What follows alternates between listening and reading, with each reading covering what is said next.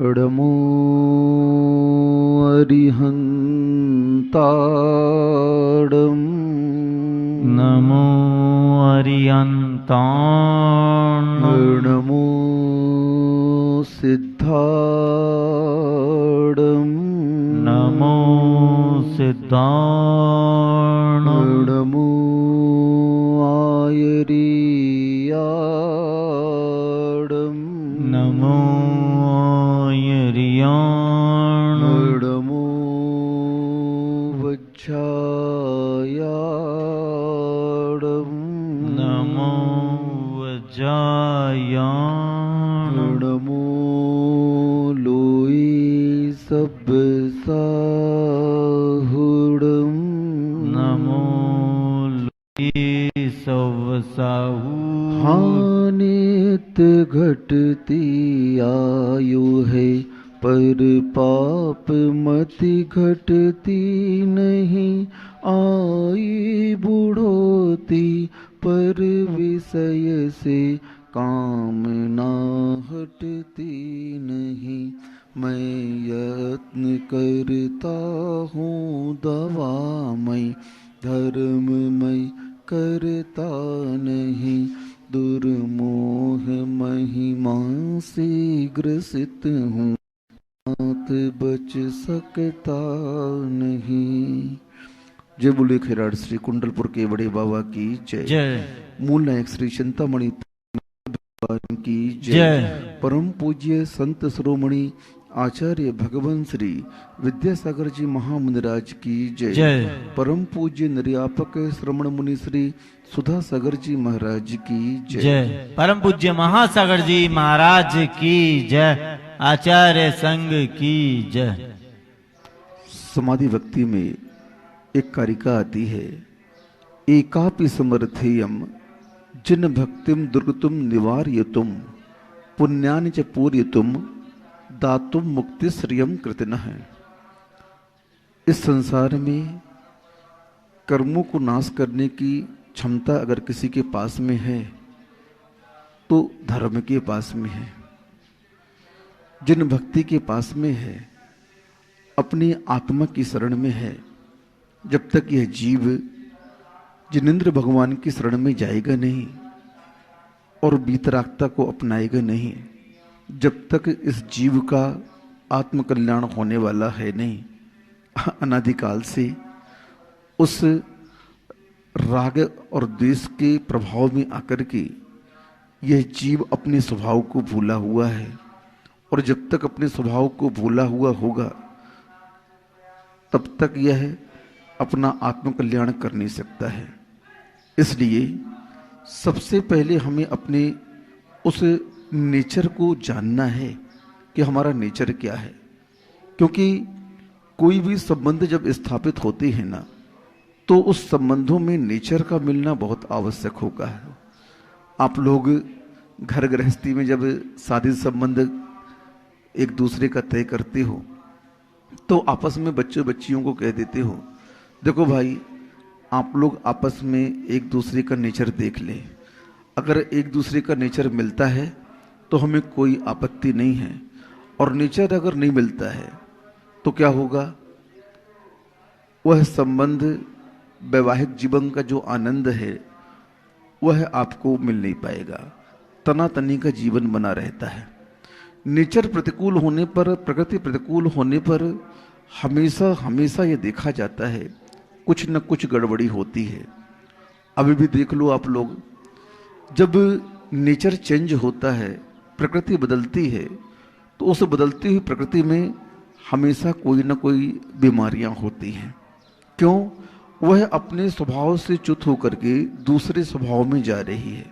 बस जब जब यह जीव अपने स्वभाव से च्युत होकर के विभाव की ओर परिणत करता है तो कुछ न कुछ गड़बड़ी, कुछ न कुछ बीमारियां होती हैं।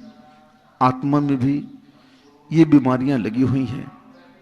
तन के रोग को तो आप लोग रोग मानते हो, और उस तन के रोग का आप इलाज करा करके डॉक्टर से और उससे निदान पाना चाहते हो, स्वास्थ्य लाभ लेना चाहते हो। आत्मा के रोग को आज तक किसी ने रोग माना ही नहीं है। ये सबसे बड़ी गड़बड़ी है। इसलिए उस आत्मिक रोग को आप थोड़ा सा पहचानें। आत्मिक रोग कौन से होते हैं महाराज जी?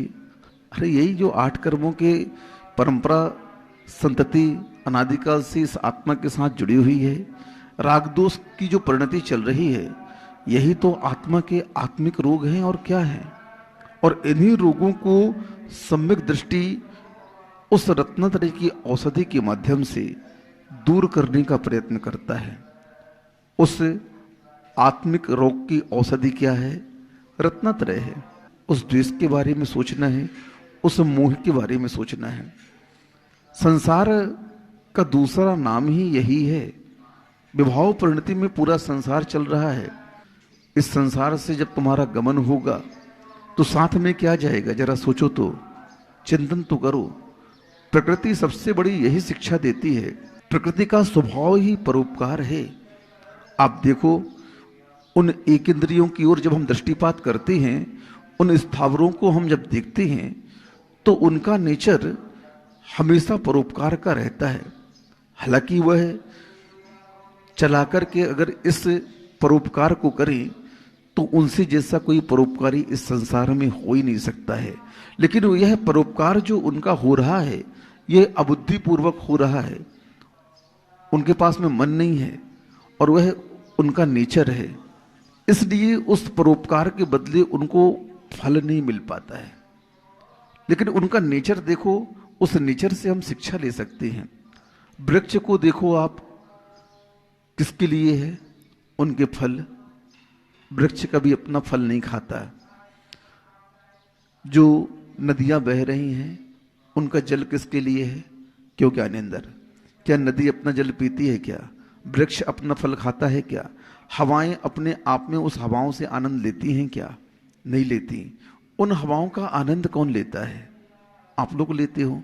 उस वृक्षों का जो फल निकलता, उसका आनंद कौन लेता है? जितने भी एकेंद्रीय हैं, अग्नि, वायु, वनस्पति, पृथ्वी, जल, ये सारी की सारी इतनी परोपकार करने वाली होती हैं, इतनी परोपकार करने वाली होती हैं कि खुद को उनको कोई लाभ नहीं होता है। सारा लाभ वह आप लोगों को देना चाहती हैं। और आप लोग देख लीजिए, अगर उन स्थावरों का सहयोग हमारे जीवन में नहीं हो तो आप एक कदम भी संसार में नहीं चल सकते हो। उनका परोपकार देखो, क्या खाओगे, क्या पियोगे, श्वास कैसे लोगे, कहाँ रहोगे, बताओ? कुछ भी नहीं कर सकते हो। पूरा का पूरा यह पृथ्वी पर जो जीवन चल रहा है, इसके दाता कौन है? स्थावर जीव हैं। कौन है? हाँ, पंच स्थावर हैं।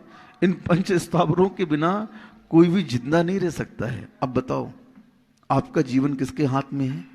हाँ, तो ये परोपकार जो कर रहे हैं, ये इनका नेचर है, स्वभाव है। ये बुद्धिपूर्वक नहीं कर रहे हैं। लेकिन देखो, इनका जो नेचर अगर बिगड़ जाए, थोड़ी सी पानी बिगड़ जाए, थोड़ा सा हवा बिगड़ जाए, थोड़ी सी वनस्पति बिगड़ जाए, अग्नि बिगड़ जाए, पृथ्वी बिगड़ जाए, भूकंप आदि आ जाए, ये जब जब अपने नेचर से स्खलित होते हैं ना, तब तक आपको इनके परिणामों को भोगना पड़ता है। हाँ, संसार में रहूंगा, संसार की क्रियाएं करूंगा, सब कुछ करूंगा, व्यापार भी करूंगा, बाल बच्चे भी पालूंगा, गृहस्थी को देखूंगा, लेकिन इन सब के बीच में जल से कमल भिन्न मेरा व्यवहार रहेगा। मैं इसमें लिप्त नहीं होऊंगा। बस ये परिणाम जब तुम्हारा हो जाएगा तो तुम समझ लेना कि हमारी गाड़ी सही दिशा की ओर बढ़ रही है। कहाँ बढ़ रही है? हाँ, आसक्ति नहीं है हमारा संसार में, इच्छा नहीं है संसार की, उस संबंधों में हमारी प्रगाढ़ता नहीं है। बस ये हमारे उस सम्यक ज्ञान की पहचान है, उस सम्यक दर्शन की पहचान है। जिस जीव ने इस स्वभाव को दृढ़ता के साथ अपने जीवन में उतारा, वही जीव आगे मोक्ष मार्ग में बढ़ करके उस मोक्ष को प्राप्त कर पाया। नहीं तो संसार अनादिकाल से चल रहा है और इस संसार में आप उलझे तो हो, सुलझना है तो इस बात को स्वीकार करना होगा। जितने सुलझे वो सब इसी बात को स्वीकार करके सुलझे, और आगे भी जितने सुलझेंगे उनको भी इस बात को स्वीकार करना पड़ेगा। अहिंसा परमो धर्म की जय। जय श्री ओम नमः सिद्धेभ्यः। जय श्री ओम नमः सिद्धेभ्यः। सर्वमंगल मांगल्यम सर्वकल्याणकाणां जैनं जयतु शासनं जैनं जयतु शासनं। पंच परमेष्टि भगवान की जय। आचार्य श्री गुरुवर कुंद कुंद महाराज की जय। आचार्य श्री गुरुवर विद्यासागर महाराज की जय। परम पूज्य निर्यापक श्रवण मुनि श्री सुधा सागर जी महाराज की जय। जय। पूज्य मुनि श्री महासागर जी महाराज की जय। आचार्य संघ की जय। दैनिक प्रश्नों में कल अपना प्रसंग चला था कि व्यक्ति कहता है, एक प्रश्न है भगवान के सामने और गुरु के सामने, मैंने बहुत दुख उठाए हैं, इनको महाराज मैं भूल सकता हूं। मैं दुखी हूं, बहुत दुखी हूं, बहुत परेशान हूं, इसका भी मुझे कोई गम नहीं है, मैं सहन कर लूंगा, बस कल भी मैं दुखी रहूंगा, इस बात से मैं बहुत दुखी हूं। है ना अपनी बात, अपन सबकी बात। आज अपन को खूब कष्ट है, महाराज जी सहन कर लूंगा, और यदि कोई कह दे ये तो कल भी रहेगा, अब बर्दाश्त नहीं है, अब बर्दाश्त नहीं है। अभी भूख लगी व्यक्ति को, कल भी लगी थी, और कोई कह दे कल भी नहीं मिलेगा, अब सहन होने वाला। अब देखना, कल की बात मात अभी अपन ने सुनी है, अपना दुख बढ़ गया।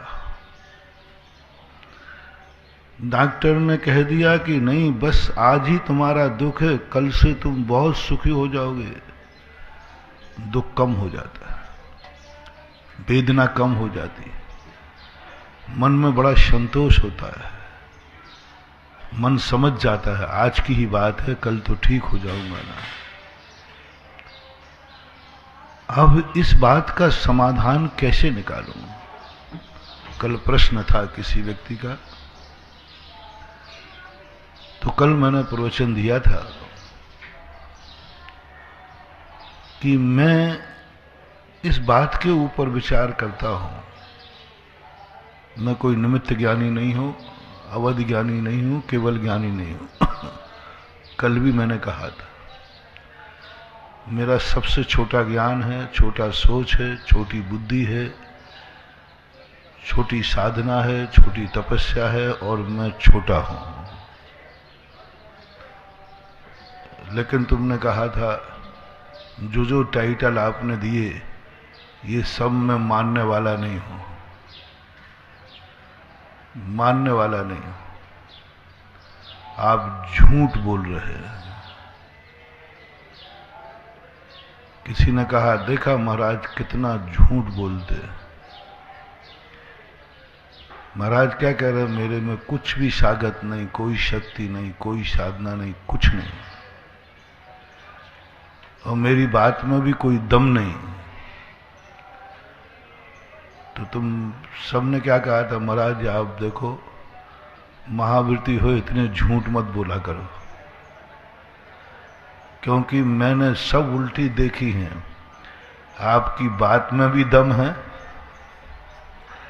आपके आशीर्वाद में भी दम है,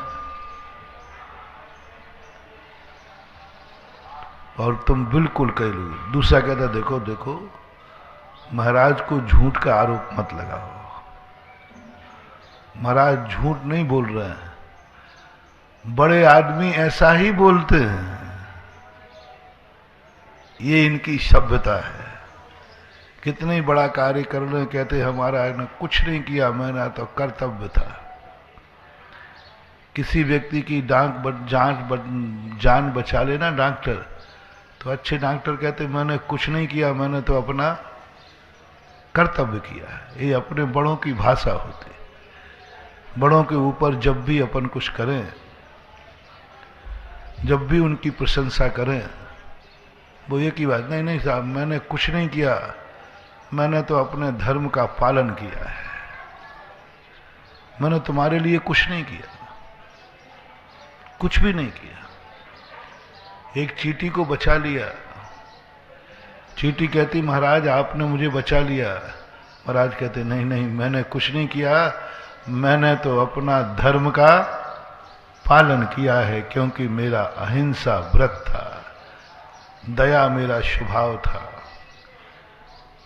करुणा मेरा स्वभाव था। मैंने तुम्हें बचाया नहीं है, मैंने अपने धर्म का पालन किया है। ये ध्यान रखना, ये कला सीखना है अपन को।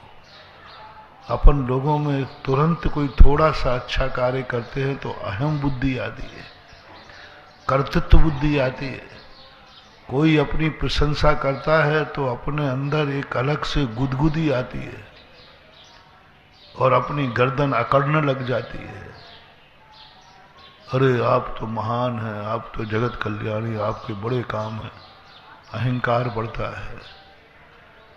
जब जब हम प्रशंसा सुनकर के अनुभव करें, दो चीजें ध्यान रखना। जब कोई अपनी प्रशंसा कर रहा हो और अपन से कह रहा हो आप नहीं होते तो ये कार्य होने वाला नहीं था, आपके बिना संभव नहीं, और उस समय अपने अनुभव में आ गया सही बोल रहे हैं, मैं नहीं होता तो इनकी क्या औकात थी। बस समझ लेना आपकी शक्ति का क्षय शुरू हो गया, आपका अतिशय कम हो गया, आपके पुण्य की हीनता शुरू हो गई, डाउनफॉल चालू हो गया। आपने एक्सेप्ट कर लिया। और यदि इतना भाव और आ गया, अरे ये तो कम प्रशंसा कर रहा है, इसको अभी 2-3 आइटम तो और मालूम नहीं, इसने तो कम प्रशंसा की, अरे वो 2-3 कार्य और मैंने किए वो तो तुम भूल ही गए। वो ये थे, ऐसा मन में, अरे इसको कैसे याद दिलाऊं, ये कह रहा इन्होंने ये कार्य किया, इन्होंने ये किया, अरे वो भूल गया 2 कार्य और थे उसमें। ऐसी यदि अपने अंदर उथल पुथल हो रही है, ऐसा अपन को लग रहा है कि अरे ये तो प्रशंसा कम कर रहा है, मैंने तो इससे भी ज्यादा किया, समझ लेना अब तुम्हारा बहुत दूनी गति से डाउनफॉल है। पहला कब, जब कोई प्रशंसा कर रहा, रिपीट करता हूं, मंत्र बनाओ, जिंदगी के सूत्र बनाओ। जब कोई तुम्हारी प्रशंसा कर रहा हो और तुम्हें हाँ सही में मैंने किया है, मैं इसके योग्य हूं, मेरी प्रशंसा होना चाहिए, मैं सम्मान के योग्य हूं, मैंने किया है, करना चाहिए। और कोई यदि नहीं करता है तो आपको बुरा लगता है, मैंने इतना कार्य किया, इसके बाद 2 शब्द प्रशंसा को नहीं, फिर आभार ही नहीं माना, मेरा आभार ही नहीं माना। पहली शुरुआत, फर्स्ट टाइम, थोड़ा घाटा है। तुमने किया, किसी को मालूम नहीं चला, मैंने इतना कार्य कर लिया, किसी को मालूम ही नहीं, किसी को मालूम चलना चाहिए और इनको मेरा आभार मानना चाहिए। और शुरुआत करो पहले से, और शुरुआत, मैंने कुछ अच्छा किया है,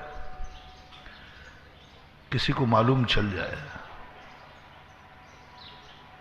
दिखाने का भाव आ गया, प्रदर्शन का भाव आ गया, थोड़ा कम घाटा है, पर घाटा है, क्योंकि अपने मन में ये भाव आ गया।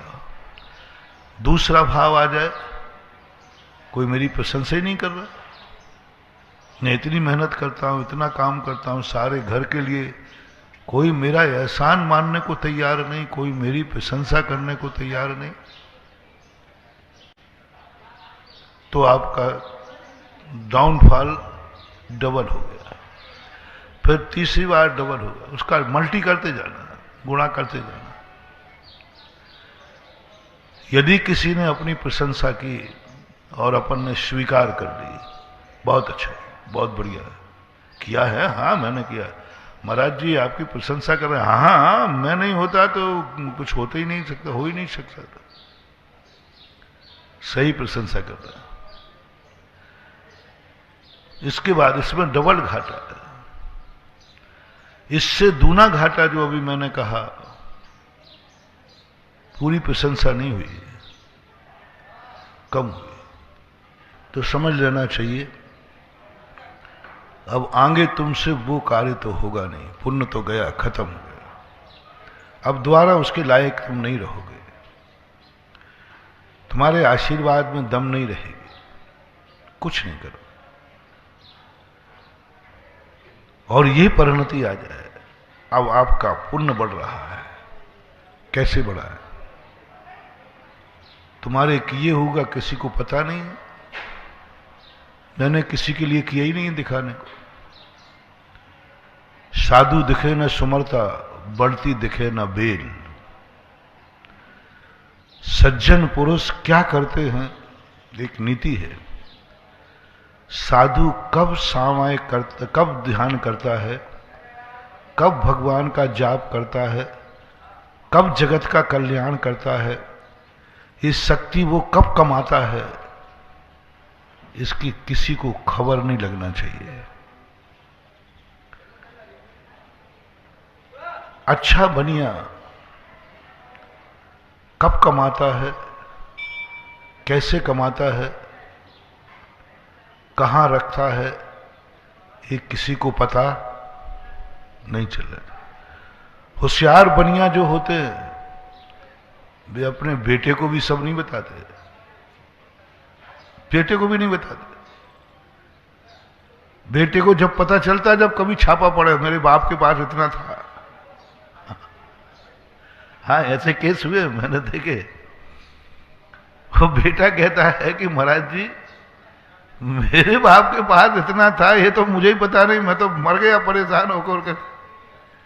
होता है। तो मैंने कहा बेटा ये अच्छे होशियार बनिया के लक्षण, जैनी के नहीं, बनिया के लक्षण। और ये हर जैनी को थोड़ा थोड़ा बनिया होना चाहिए। कोषाध्यक्ष और घर का मुखिया में यदि कंजूसी नहीं रहेगी तो क्षेत्र नहीं चलेगा। कोषाध्यक्ष कुछ काम का नहीं है, कोई काम नहीं करता, लेकिन हर चीज में जब भी तुम बिल देते हो ना तो उसको तकलीफ होती, बैंक में इतना निकल गया। अध्यक्ष मंत्री का सब काम है, लेकिन परेशानी कितनी होती। वो कहते हैं राजा दान देता भंडारी का पेट दुखता है, ऐसा एक मुहावरा है। राजा दान देता और भंडारी का पेट दुखता है। अब भंडारी को क्या करना, निकाल के देना, लेकिन होता है, चलता है। ये अच्छा लक्षण कहलाता है, ये नीति कहलाती है। राजा कभी कोषाध्यक्ष को बनाता है, कंजूस को बनाता है। तुम लोग भी ध्यान रखना, कमेटी का जब कोषाध्यक्ष बनाओ तो मक्खी चूस कंजूस ढूंढना, ध्यान रखना। और घर के मुखिया को भी थोड़ा कंजूस होना चाहिए। वो नहीं बताता कहां से कमाता है, कहाँ आता है, कहां रखता है, बेटे को भी नहीं बताता। ये अच्छे पिता का लक्षण है। मैंने एक बार कहा था, कभी बेटे का भविष्य चाहते हो तो गरीब बाप का बाप बन जाना। बेटे का उत्थान चाहते हो तो बेटे के सामने कभी अमीर मत बनना, कभी अमीर मत बनना। हर बेटे के सामने कभी तिजोरी मत खोलना, हर बेटे के सामने कभी इनकम का हिसाब मत लगाना। बेटे के सामने कभी मत करना कि मुझे इतना बचत। बेटे के सामने सदा गरीब बन के रहना। और हो सके तो बेटे के सामने सदा कर्जा दिखाना। सरकार को और बेटे को सदा बही खाते में कर्जा दिखाना चाहिए। अभी हमारे ऊपर इतना लोन है, सरकार को पता चला कि इसकी इनकम ज्यादा है, टैक्स ठोक देगा। सरकार को तो पता चलना चाहिए कि इतना घाटा है, दिखाओ घाटा, कितना घाटा दिखा सकते हो, दिखाओ। और बेटे को भी जितना तुम अपनी गरीबी दिखा सको दिखाओ। मैंने करोड़पति अरबपति से भी कहा था, बेटा का भविष्य उज्जवल चाहते हो तो जब वो फीस मांगे तो तुम मियाँ बीवी माता पिता एक नाटक करना। बोले बेटा फीस, हाँ पापा फीस देना है, नहीं तो नाम कट जाएगा। बेटा फीस तो पैसे ही नहीं है, पैसे ही नहीं है, कहाँ से दे? एक महीना, अरे पापा नाम कट जाएगा। तो किसी से कर्जा भी लूं तो कहां तक लूं? हर दरवाजे से कर्जा ले चुका हूं, हर दरवाजे से कर्जा ले चुका हूं, कोई देने वाला भी नहीं। फिर पत्नी एक ड्रामा करेगी, कोई कर्जा भी नहीं देगा, नहीं देगा, कोई नहीं देगा, सबसे कर्जा लेके बैठा हूं, तुझे तो मालूम है। अब बेटे के साथ बैठे को बैठाना जब ये कहानी चल रही हो। 18 साल के पहले बेटे को कह रहा हूं, जब तक वो पढ़ता है उसको जरूर बैठाना था और खूब जम गए। तुझे तो सब मालूम है किस किस के यहां से कर्जा नहीं हुआ, और कहीं मकान बना था तब का, ये सब सारे कर्जे बखान देना। सावधान रहना बेटा, कहीं कहीं सुनते सुनते सो तो नहीं गया है, उसी को तो सुनाना है कहानी। फिर पत्नी कहती है ऐसा करो, चलो ये कंगन ले जाओ और इसको गिरवी रखाओ। ये कंगन मैंने तुझे बड़ी मुश्किल से बनाए थे, बड़ी मुश्किल से दिए थे, तो क्या करें, बेटे से तो बड़ी कंगन नहीं होते ना, ले जाओ। थोड़े आंसू आ जाए तो थोड़ा सा देख लेना। अमृतांजन हो तो लगा, वो पिक्चर में आंसू आते ना, कोई वो मसाला पता कर लेना, पिक्चर में लगाए थे वो आंसू, कोई आंसू मांसू नहीं आते वहां। तुम भी ऐसे ही करना। और आंसू आके, अच्छा ये कंगन ला भाई, लेके जेब में रखना और बाजार चले जाना और घूम करके आ जाना। कहना बेटा माँ के कंगन रखकर ये फीस दे रहा हूं, दे देना फीस। बेटा देखना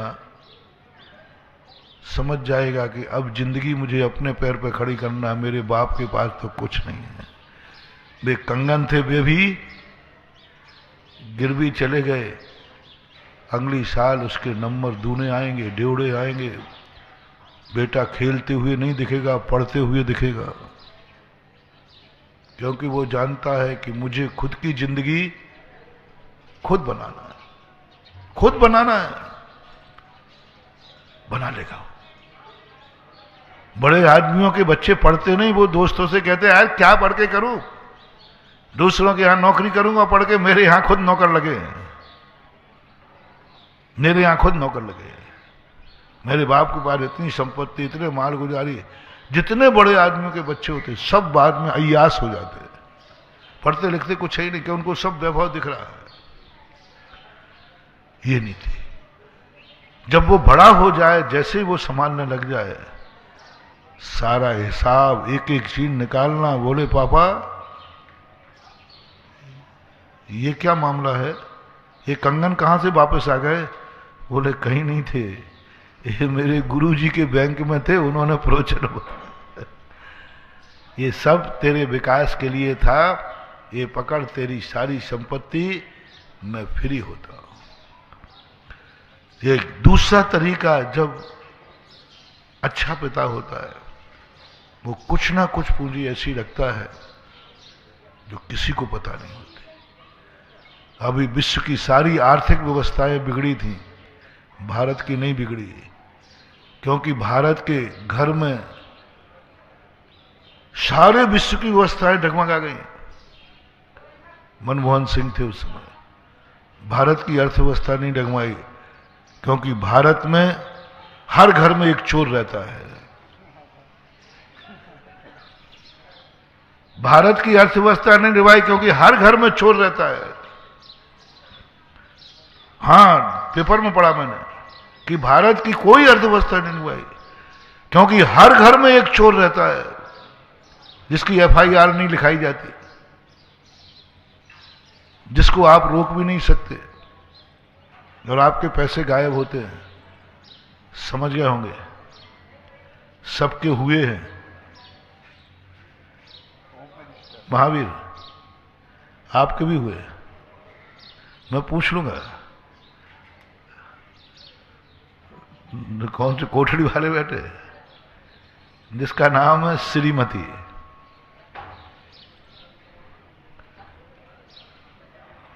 वो गॉड गिफ्ट है, उसको मना मत करना है, एफआईआर मत दिखाना, वो गॉड गिफ्ट है। भारतीय संस्कृति में ना, जिस घर की नारी चोर नहीं है उस घर का भविष्य अच्छा नहीं है। लेकिन बस इतना ही ध्यान रखना, श्रीमान की जेब के छुड़ाना, नहीं तो पड़ोसी में चुराने बैठ जाओ। हाँ, बस कहां तक सीमित रखना? अपने पति के, अपने बेटे के कमाई का कुछ हिस्सा चोरी से करना महिला का स्वभाव होना चाहिए। वो गृहिणी है, घर की मुखिया है, घर के अंत में उसको रोटी बनाना है। वो जानती है कि ये संसार ऐसा है, यहां कभी मौका पड़े तो कुबेर का खजाना भी कम पड़ जाता है। उस समय यदि कम पड़ गया तो क्या बचेगा? बहुत गॉड गिफ्ट है बंधु। जिस घर की तुम्हारी पत्नी तुम्हारे यहां चोरी डालती हो, बड़ी खुशी मनाना कि अब मैं जिंदगी में कभी संकट में नहीं आऊंगा। वो चोरी काम आएगी। सुदामा जब कन्हैया के पास जाने लगे, तब सुदामा जाने को तैयार नहीं। बोले मैं क्या जाऊं, वहां फटे कपड़े पहनकर फक्कड़ बन गए, और वहां राजा हैं, वो द्वारकाधीश हैं, उनके पास जाने के लिए कोई ना कोई भेंट में, बड़े आदमी के यहां जाएंगे तो कोई ना कोई भेंट तो ले। तेरे पास है क्या जो मैं भेंट लेके जाऊं? मैं यहीं मरता हूं, तुम भी मर, मैं भी मरूंगा, लेकिन मैं वहां खाली हाथ तो नहीं जाऊंगा। गुरु, राजा, वैद्य, भगवान आदि, ये इनके यहां खाली हाथ नहीं जाया जाता, कभी नहीं जाना भूल के। अब मैं लेके क्या जाऊं वहां? पत्नी कहती रुको, मेरे पास है। अंत में एक हंडी में एक मुट्ठी भर चावल रखे थे। वो बोले जाओ ये लेके जाओ, बहाना खत्म हो जाएगा। बोले ये चावल तेरे पास कहां से आए? ये चावल कहां से आए? घर में तो एक दाना नहीं है, किसके घर से चोरी करके लाई? बोले चोरी तो की है, लेकिन किसी के घर में चोरी नहीं की है। प्रतिदिन में जो भी चावल आप लाते थे, मैं प्रतिदिन उसमें से एक दो दाने एक हंडी में डाल देती थी। कितने? एक दो दाने, कोई फर्क नहीं पड़ता। इतने से दानों में दो दाने, बस वो दाने में डाल देती थी, और ये साल 6 महीने के दाने हैं इकट्ठे किए हुए। सुदामा कहता है कि तुम्हारे पास है अकल? समझना महानुभाव, उस मुट्ठी भर चावल जो चोरी के थे, घर में चोरी, दूसरे के यहां चोरी करना पाप है, और घर में चोरी करना पाप नहीं है। ये व्यवस्था है, चमत्कार है, अतिशय है, अतिशय, बहुत बड़ा अतिशय। और वे मुट्ठी भर चावल लेकर के कृष्ण के पास सुदामा गए। बोलो क्या चमत्कार हुआ। आज तक कथाएं लिखी हैं, कन्हैया ने वे चावल ऐसे खाए जैसे वो जन्म जन्म के भूखे हों। 56 भोग रखे थे, द्वारकाधीश नारायण थे, उनके यहां भोजन की लेकिन वे कच्चे चावल ऐसे खा रहे जैसे कि कोई अमृत हो, खीर हो। सारी सभा देख के दंग रह गई कि कन्हैया, इज्जत समझो, आप सूखे चावल खा रहे द्वारकाधीश होकर। बोले, हे सज्जनों, हे सभासदों, मैंने 56 भोग खाए, हजारों व्यंजन खाए, लेकिन जो स्वाद इन चावलों में है वो चावलों में कहीं नहीं। प्रसिद्ध हो गए, प्रसिद्ध हो गए। कृष्ण ने कहा है, चोरी के चावल थे, बचे हुए चावल थे, भावना के चावल थे, खा लिए। और बाद में उन्हीं चावलों से प्रभावित होकर कृष्ण जी ने सुदामा को सब प्रकार से माला माल कर दिया। इसलिए आपके घर में यदि कोई महिला, बस इतना देख लेना, चोरी करके रखती है या चोरी करके उड़ाती है। हाँ, नहीं तो इधर चोरी करे उधर उड़ावे तो मामला गड़बड़ हो जावे। एक आध बार परीक्षा कर लेना। ये चोरी तो करती है, लेकिन आज तक इसको खर्च करते नहीं देखा। समझ लेना, करने दो। ये सुदामा के चावल रखने दो। अंत में जब विपदा आती है तब वही काम आता है। भारतीय नारी का बहुत बड़ा शोध उस लेख को पढ़ा था जब मैंने, और मैंने शास्त्रों में पढ़ा, आप लोगों की जिंदगी में सुना। ये नारियां जो आभूषण पहनती हैं, सोने के, चांदी के, पहले लोग मोटे मोटे पैरों में पहनते थे कड़े, मोटे बड़े वजनदार होते थे, हाथों में पहनते थे, यहां पहनते थे। तो मैं सोचता था कि ये सब चीजें क्यों पहनते हैं, क्या मतलब, क्यों महिलाएं जिद करती हैं। थोड़ा सा तुम्हारे पास पैसा देखा नहीं, उन्होंने जिद किया, मुझे ये आभूषण बनवाओ, मुझे ये बनाओ। ये नारियों का नेचर है। तुम्हारे पास 2 पैसा देखा नहीं और उन्होंने कोई ना कोई मांग रखी नहीं, मुझे सोने के कंगन चाहिए, मुझे चांदी चाहिए, ये सब होता है। तो मैं सोचता था कि ये नारियों की बड़ी बुरी आदत है, गंदी आदत है, परिग्रह के प्रति, अपने शरीर को ब्यूटीफुल, सुंदर बनाने के लिए ये सब करती होंगी। मैं इसको बहुत बुरा कहता था, ये अच्छी चीज नहीं। लेकिन उस समय जो लेख पढ़ा मैंने, भारतीय नारी का लेख, जो सारा विश्व संकट में था, भारत का अर्थ संकट नहीं आया। अर्थशास्त्री का लेख था, 2 कारण से। हर घर में जो महिलाओं ने जिंदगी भर चोरी की थी, तुमसे छुपा छुपा के पैसे रखे थे, जब उसने अपने पति बेटे को आंख में आंसू देखा, किम कर्तव्य मूड हो गए, कर्जा में चले गए, सुसाइड करने का मन करने लगे, तब कहा घबराओ मत, वो गुड़ी किए हुए नोट होते ना, ये ले जाओ। और उन्होंने जब परिवार पर बेटे को या पति के संकट आता है, अंत में महिला आभूषण उतार। कितने लोग महिलाओं के आभूषणों से दिवालिया होने से बच गए, कितने लोग बर्बाद होने से बचे, किस कारण से? मात्र महिलाओं के पास सोना चांदी था, वो साके रख दिया, ये पकड़ो, ये पकड़ो, और लोगों ने बेच करके अमीर हुए, पुनः स्थिति बनाई। तो ये एक गुण होता है, इसको दुर्गुण नहीं मानना। वे सारी शक्तियों को छुपाने का प्रयास करते हैं, उनका आप पता नहीं कर पाओगे, ये इतनी शक्ति लाते कहां से। तुम उनके कार्य देखोगे तो आश्चर्यचकित रह जाओगे। ऐसी साधना, ऐसा कार्य, ऐसा टेढ़ी खीर, असंभव को संभव बना लेते हैं। क्या है इनके पास? बाहर से कछु दिखे नाही, अंदर चमके बाके नूर, मैं तो उन्हीं चरणों का दास हूं। भक्त से पूछा, तेरे गुरु कैसे है? तेरे गुरु कैसे है? बोले, बाहर से कछु दिखे नहीं, अंदर क्या है? बाहर से तो फक्कड़ हैं मेरे गुरु, कुछ भी नहीं है उनके पास, कुछ भी नहीं, पहनने को कपड़ा नहीं, चलने को गाड़ी नहीं, पैसा नहीं, बैंक नहीं, बैलेंस नहीं, ना गाड़ी है ना पछाड़ी है, कुछ भी नहीं है उनके पास। बाहर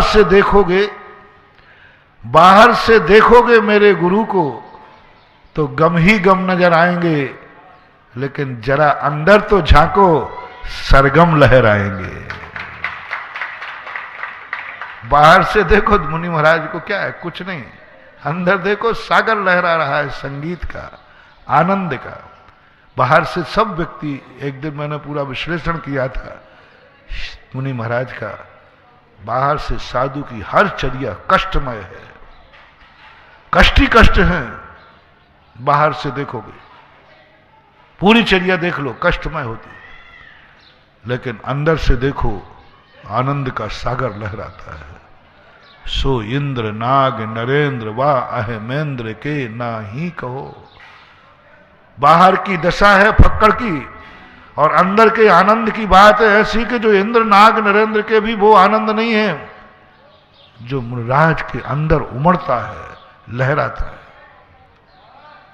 कौन सी तरकीब है ऐसी, कौन सा स्रोत है जो उनको आनंद आ रहा है, दुख में भी, गर्मी में भी, सर्दी में भी।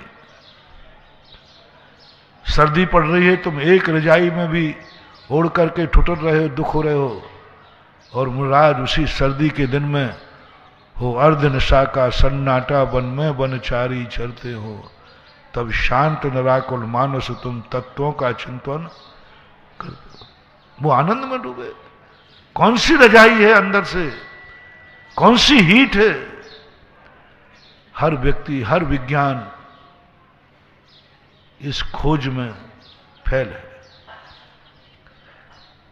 हम लोगों को डॉक्टरों से पास ले जाना, कभी बहुत जम के गर्मी पड़ी हो और कहना हमारे महाराज एक टाइम भोजन पानी करते हैं, इतना पानी इतना लेते हैं, और कभी अंतराय आ जाए तो वो भी है। डॉक्टर कहते हैं मेरे अनुसार तो मर चुके हैं, अभी तक इनको डिहाइड्रेशन हो जाना चाहिए, अभी तक इनकी किडनी फेल हो जाना चाहिए, जिंदा रह ही नहीं सकता, असंभव।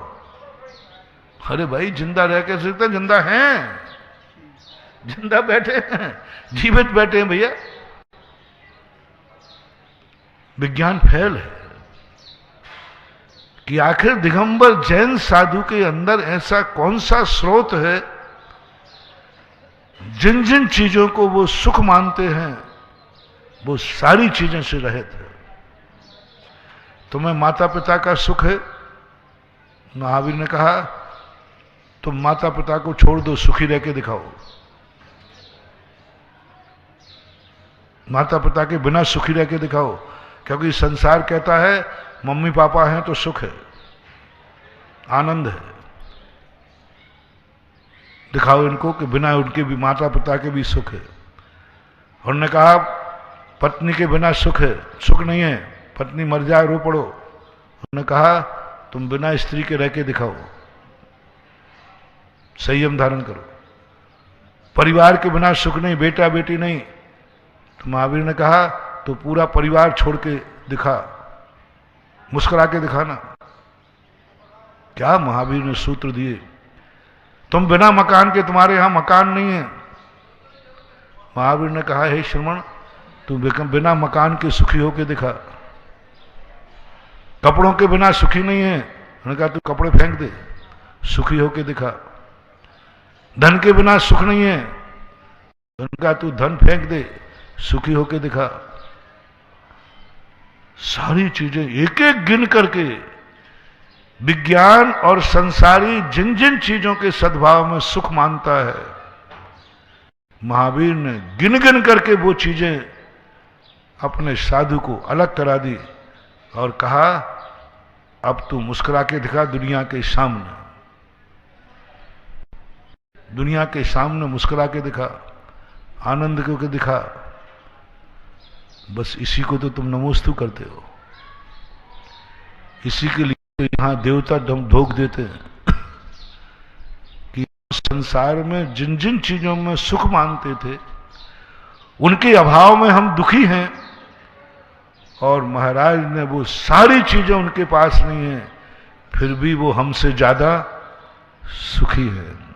आप लोग एक भजन गाते हो, बहुत प्यारी गाली देते हो, हमें बुरा नहीं लगता क्योंकि तुम लोग भी ऐसा करते हो। एक बहुत अच्छी गाली है, मजा कहा ना जाए इस कंगाली का। अरे वाह, कंगाली कहने क्या कह रहे हो तुम? मुझे कंगाली कह रहे हो, लेकिन क्या कह रहे हो? मजा कहा ना जाए इस कंगाली का। मुझे बुरा नहीं लगता, अच्छा लगता है।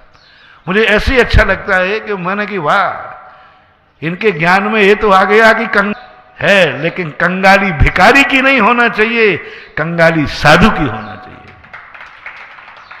कंगाल कर्म नहीं बनावे, कंगाल धर्म बनावे। कर्म से जो कंगाल होते हैं उन बराबर कोई दुखी नहीं, और धर्म से जो कंगाल होते हैं उन बराबर कोई सुखी नहीं। हम लोगों को कर्म ने कंगाल बनाया कि धर्म ने? कर्म से कंगाल नहीं हुए हैं हम। आप देख, कंगाल में और साधु में कोई अंतर नहीं। कंगाल के पास तो एक आध कंबल होता है, भिखारी कम से कम खाने नहीं मिले, पानी तो पी लेता है। साधु की हालत तो कंगाल से भी गई बीती है, भिखारी से भी गई बीती है, लेकिन बस एक कि धर्म से जो कंगाल होते हैं उनका मजा कहा नहीं। जब भजन में सुनता हूं मुझे बुराई से बिल्कुल नहीं लगता। आप लोग भी एक गाली सुनते हो, गालियां सबको बुरी लगती है, लेकिन एक गाली आपको बुरी नहीं लगती। हमने सुना है ऐसा, जब आप कहीं नए नए ब्याई जी बयान जी बनती ना ससुराल वगैरह में, वहां बयान जी एक गाली गाती, आजकल तो गाती नहीं, पहले गाते थे। समधी की मूछ जैसे कुत्ता की पूंछ, गांव में गाते थे। अब एक गाली है कि नहीं? और समधी ब्याई जी इतने खुश होते थे, बयान जी को 100 का नोट, हाँ ये कुछ बात कही। अरे मैंने कही गाली सुनने भी, लेकिन किसकी गाली? दुश्मन की नहीं। दुश्मन कह दे कि तेरी पूछ, लेकिन ये किसने कहा है? बयान जी ने कहा। सगुन मानते थे, तभी तो उसको निछावर देते थे, सगुन मानते थे। तो ऐसे ही तुम धर्म में कहते हो कंगाली, मजा कहा ना जाए मानवा। इसलिए मैं कह रहा हूं, कभी कंगाल हो तो धर्म से होना। कर्म ने तो ना जाने हमें कितने बार कंगाल किया है, कर्म ने तो हमारी तिजोरी कितने बार खाली की है। कर्म ने कभी बुरी आदतों ने, किसी की बाप ने खाली की है। बाप में कोई बुरी आदत है, व्यसन है, ऐसे परिवार के लोग देखे जिनके बाप व्यसनी है, जुआड़ी है, इतने कंगाल कर देते हैं कि बच्चों को पढ़ाने की फीस भी नहीं होती, उनके तन पे कपड़े नहीं होते, बाप व्यसनी है, कंगाली हो गए। व्यसन है, बुरी आदत है। आप गरीब बस्तियों में देखो, उनको बच्चे को पढ़ाने को पैसे नहीं है, लेकिन शराब हुआ लगाने के मजदूरों को देते हैं अपन। उनके पास पैसा है शराब पीने को, बीड़ी सिगरेट फूंक देंगे 50 रुपए की दिन भर में, लेकिन बेटे को पढ़ाने के लिए 50 रुपया महीने के नहीं है।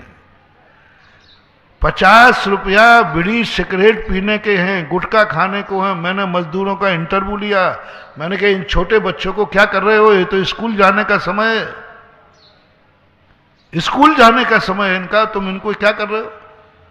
उन्होंने कहा महाराज हमारे यहाँ पढ़ाने को पैसा नहीं है। मैंने कितनी फीस है? तो उस समय आमा की घटना है, 50 से 75 रुपये ऐसा कुछ बताया था उसने, महीने की फीस है। मैंने कहा 50-75 रुपये महीने की फीस है, इतनी तुम नहीं दे पाते हो? मैंने कि बीड़ी सिगरेट कितने की पी लेते हो, गुटखा कितने का खा लेते हो? बोले सब मिलाकर के 25-50 रुपए का हो जाता है। मैंने कि मूर्खानंदो, एक गुटखा तंबाकू के लिए तुम्हें 25-50 रुपया दिन का पैसा है, और बेटे को पढ़ाने के लिए महीने भर के 50 रुपया नहीं है। बोलो ऐसे दुनिया में लोग हैं कि नहीं? बहुत है। क्या करेगा बेटा ऐसा? कई लोगों के पति कंगाल है, पत्नी का मंगल सूत्र बेच के आ जाते हैं, दुष्ट ऐसे हो जाते हैं। कर्मों की मार। कई बार तुम्हारे परिवार में घाटा लग जाता है, मकान बिक जाता है, मकान बिक जाते, घोड़ा गाड़ी बिक जाती, सब बिक जाता कर्जे में। कई बार बीमारियां ऐसी आ जाती है, जिंदगी भर की कमाई एक बीमारी में चली जाती है। ऐसे लोग भारत में कितने परसेंट हैं? कितने परसेंट मानो कि जो बुरी आदत के कारण से कंगाल हैं? जुआ, शराबखोरी, नशाखोरी, कितना परसेंट मान लो भारत में? 10%, 25%, 25% मान लो। कितने लोग कंगाल हुए हैं घाटे भाटे में, घाटा हो गया व्यापार में। कितने लोग बर्बाद हुए हैं बीमारी हाली में। शायद ही ऐसा कोई साल जाता हो जिस दिन इस प्रकार के कर्म और बुरी आदतों से कोई ना कोई घर बर्बाद न होता हो।